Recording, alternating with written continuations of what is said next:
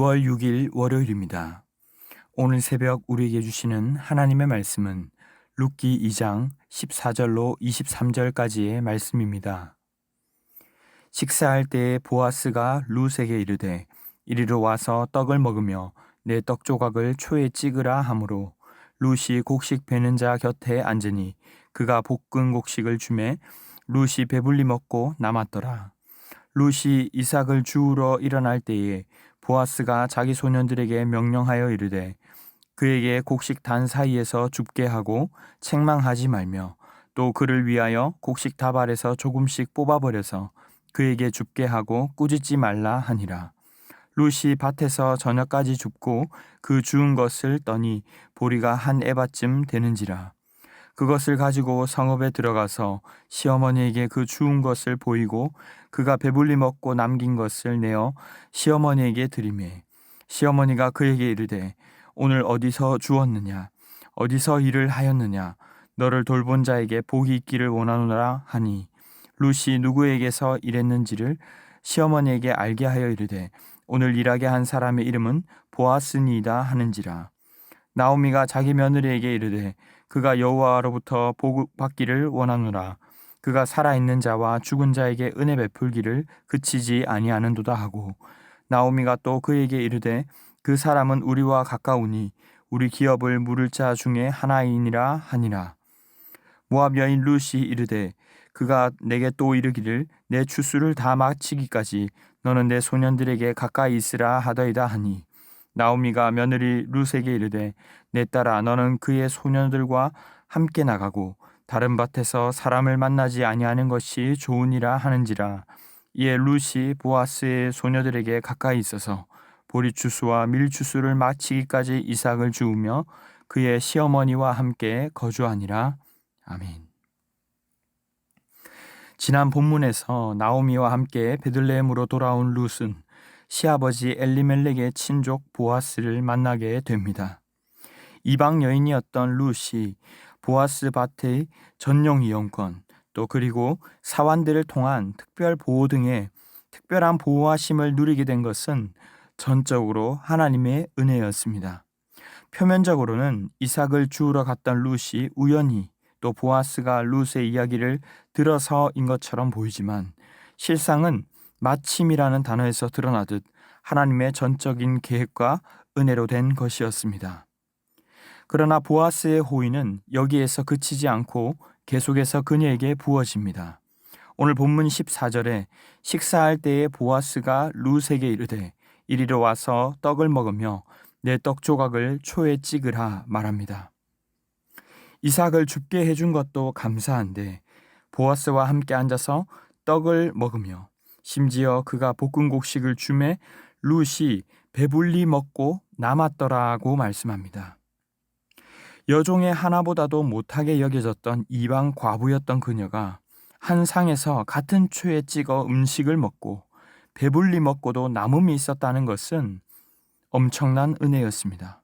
이때 배불리라는 단어는 포식을 하다라는 의미도 있지만 만족하다라는 의미 또한 가지고 있습니다. 어쩌면 그녀가 과부라는 상황도 가난의 문제가 근원적으로 해결된 것도 아니었지만 하나님으로부터 부어지는 그 은혜에 참 만족이 있었다는 것입니다. 15절에 사환들에게 그저 떨어진 곡식이 아니라 아예 곡식 단들 사이에서 줍도록 하고 16절에 오히려 곡식 다발에서 조금씩 뽑아버려서 줍고 그러면서도 꾸짖지 말라고 합니다. 우리가 부족한 부분들을 구했을 때 정말 후히 주시고 꾸짖지 않으시는 하나님의 은혜와 사랑이 룻에게 임한 것입니다. 17절로 18절에 룻은 밭에서 저녁까지 떨어진 것, 일부러 떨어뜨린 또 곡식을 주었습니다. 그리고 배불리 먹고 남은 음식까지 시어머니에게 가져다 드릴 때 보리가 한 에바 정도 되었다고 말합니다. 한 에바는 부피로 따지면 약 22리터, 곡식으로 치면 15에서 20kg 정도의 양으로 20일 정도는 좋게 먹을 수 있는 엄청난 양입니다. 너무도 좋으면서도 이해할 수 없는 상황에 나오미는 룻에게 이것을 어디에서 주었는지 묻습니다. 누군가가 은혜를 베풀지 않고서는 이렇게 많은 양의 곡식을 가져오기는 어렵다는 것이죠. 모든 상황을 설명하자 그가 자신들의 기업 무를자 중에 한 사람임에 소망을 가지며 20절에서는 하나님을 찬양합니다. 룻에게 보리와 밀추수를 마치기까지 다른 밭에서 사람을 만나지 말 것을 당부하며 그녀와 함께 거주합니다. 사랑하는 성도 여러분, 오늘 말씀대로라면 하나님께서 우리에게 주시는 은혜는 어떠한 은혜입니까? 비참했던 룻에게 임하는 은혜는 우리와 무슨 상관이 있을까요? 먼저 우리 삶 곳곳에서 하나님의 덮어주시고 보호해주시는 은혜는 눈에 보이지 않을 때에도 언제나 숨어 있다는 것입니다.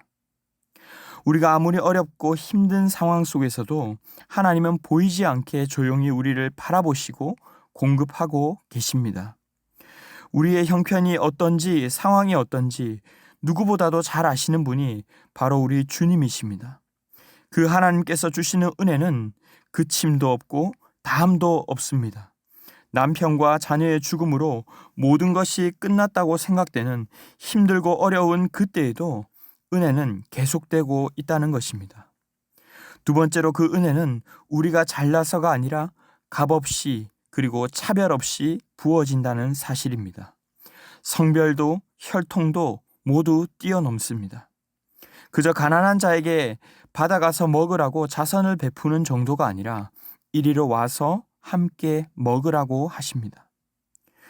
도무지 섞일 수 없는 그 경계까지도 다 허물어버리는 은혜가 우리에게 임할 때에 그 모습은 결코 무례하거나 하대하는 모습도 아닙니다.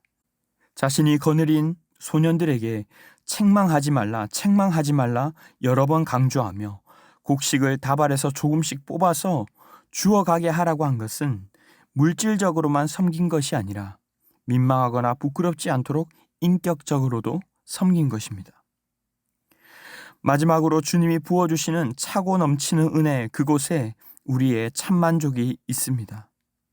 어찌 보면 이렇게 풍성하게 받았다고 해서 그녀의 신분에 당장 변화가 생기거나 죽었던 남편이 살아서 돌아오는 것도 아닙니다. 하지만 그녀가 배불리 먹고 남았다라고 했는데 이 배불리라는 말은 사바라는 단어로 다른 구절에서는 토지가 비로 만족할 때, 나무들이 진액으로 만족할 때에 사용되었습니다. 그리고 이 만족은 음식으로 인한 만족을 넘어서 시편 17편 15절, 그리고 81편 16절, 107편 9절에서는 하나님을 보고 아는 자의 만족을 나타낼 때 성경은 이 단어를 사용했습니다. 무슨 말입니까? 주님이 주시는 위로와 은혜에 참 만족이 있다는 것입니다. 주님을 바라보고 얻는 그 만족이야말로 비로소 우리를 채울 수 있는 참 만족이라는 것입니다. 이런 은혜는 그저 어느 한순간에 넘치는 것처럼 보이지만 사실 그녀가 남편을 잃고 괴로워하며 떡집이라고 하는 베들레헴으로 돌아올 때에 또 추수를 시작하던 시기에 돌아오게 된 것 또한 주님의 은혜는 언제나 그녀를 덮고 있었습니다. 나오미가 그 은혜를 깨달았을 때에 20절에서 이렇게 고백합니다. 그가 여호와로부터 복받기를 원하노라. 그가 살아있는 자와 죽은 자에게 은혜 베풀기를 그치지 아니하도다. 하나님을 찬송하게 되는 것이죠. 사랑하는 성도 여러분, 주님은 단순히 물질적 공급하심을 넘어서 생명의 떡이신 예수 그리스도 자신마저도 우리를 위해 내어주셨습니다. 죄로 인해 죽을 수밖에 없던 비천했던 우리는 먹고도 남음이 있고 넘치고도 넘치는 그 생명의 떡, 영생을 값없이 받아 누리는 삶이 되었습니다. 나중에도 살펴보겠지만 완전히 끊어졌던 것 같은 그녀의 대를 다시 유업을 잊게 하셔서 예수 그리스도께서 나시게 하신 것처럼 주님의 은혜는 변함없이 우리 삶에 흐르고 있습니다. 우리는 그 은혜를 나누고 흘려보내는 자로 또한 살아가야 합니다.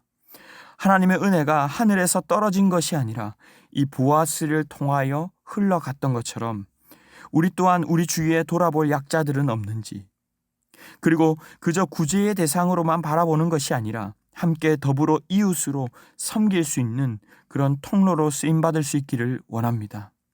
쓰고 남은 것, 나중에 내가 여유되면 섬기는 그 섬김, 또 주면서 생색낼 대로 다 내는 그런 섬김이 아니라 곡식 다발에서 뽑아서라도 주고 민망하지 않도록 책망하고 꾸짖지 않는 인격적 섬김으로 나누는 우리 모두가 되기를 바랍니다. 말씀을 맺겠습니다.